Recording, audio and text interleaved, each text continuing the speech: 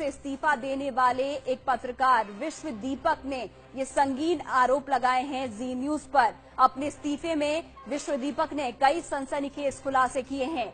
आपको बता दें कि वही जी न्यूज है और उसके संपादक हैं जिस पर जीएसपीएल से ब्लैकमेलिंग की कोशिश के संगीन आरोप भी लग चुके हैं।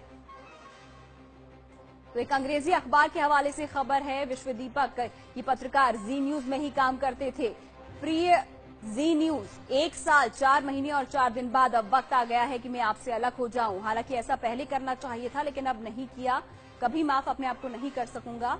किसी भावावेश, गुस्से या खींच का नतीजा नहीं है, बल्कि एक पत्रकार होने के साथ मैं एक नागरिक भी हूं।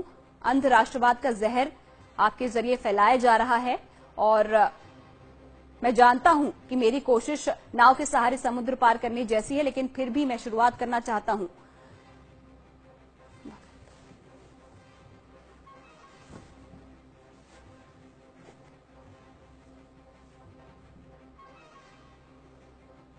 मुझे अफसोस के साथ ये कहना पड़ रहा है कि इन तीनों पैमानों पर मेरे संस्थान के तौर पर तुमसे जुड़े होने के नाते एक पत्रकार के तौर पर मैं पिछले 1 साल में कई बार फेल हो चुका हूं। तो ये है जी की पत्रकारिता। तो न्यूज रूम का कम्युनलाइजेशन हुआ है, ये आरोप लगाया है और मई 2014 के बाद से जब से मोदी सरकार बनी है कमोबेश हर न्यूज रूम का यही हाल हुआ है। लेकिन हमारे यहाँ स्थिति और भी भयावह है। आखिर ऐसा क्यों होता है? हर खबर को मोदी एंगल से जोड़कर क्यों लिखवाया जाता है? हर खबर के पीछे एजेंडा, हर न्यूज शो के पीछे मोदी सरकार को महान बताने की कोशिश, हर बहस के पीछे मोदी विरोधियों को शूट करने का प्रयास। कभी ठहर कर सोचता हूं तो लगता है कि पागल हो गया हूं। तो कितनी बातें कहूं, दिल्ली के मुख्यमंत्री अरविंद केजरीवाल के खिलाफ लगातार मुहिम चलाई गई और आज भी चलाई जा रही है। आखिर क्यों? बिजली, पानी, शिक्षा और जीवन जैसी जनता को राहत देने वाली बुनियादी नीतियों पर भी सवाल उठाए गए। केजरीवाल से असहमति का और उनकी आलोचना का पूरा हक है, लेकिन केजरीवाल की सुपारी किलिंग का हक एक पत्रकार के तौर पर नहीं है। केजरीवाल के खिलाफ की गई नेगेटिव स्टोरी की अगर लिस्ट बनाने लगूंगा तो कई पन्ने भर जाएंगे। मैं जानना चाहता हूं कि पत्रकारिता के बुनियादी सिद्धांत, तटस्थता का और दर्शकों के प्रति ईमानदारी का कुछ तो मूल्य है कि नहीं।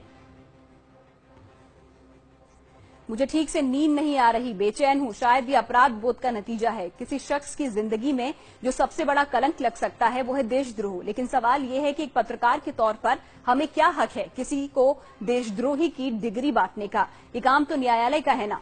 कन्हैया समेत जेएनयू के कई छात्रों को हमने लोगों की नजर में देशद्रोही बना दिया। अगर कल को इनमें से किसी की हत्या हो जाती है तो उसकी जिम्मेदारी कौन लेगा?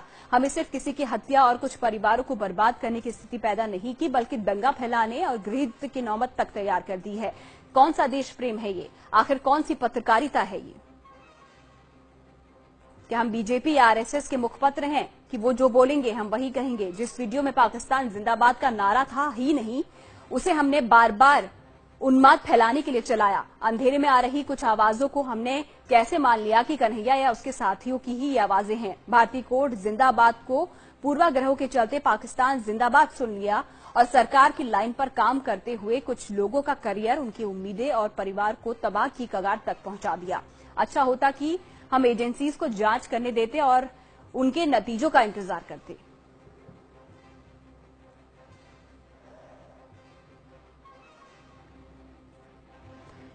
तो एक अंग्रेजी अखबार के जरिए ये सभी बातें सामने रखी हैं जी न्यूज के पत्रकार विश्व दीपक ने, जिन्होंने इस्तीफा दे दिया है जी न्यूज से, ये आरोप लगाते हुए कि कम्युनलाइजेशन हर न्यूज रूम में हो रहा है और सांप्रदायिकीकरण का आरोप उन्होंने जी न्यूज पर लगाया है कि हर खबर को मोदी एंगल से जोड़कर क्यों चलाया जाता है।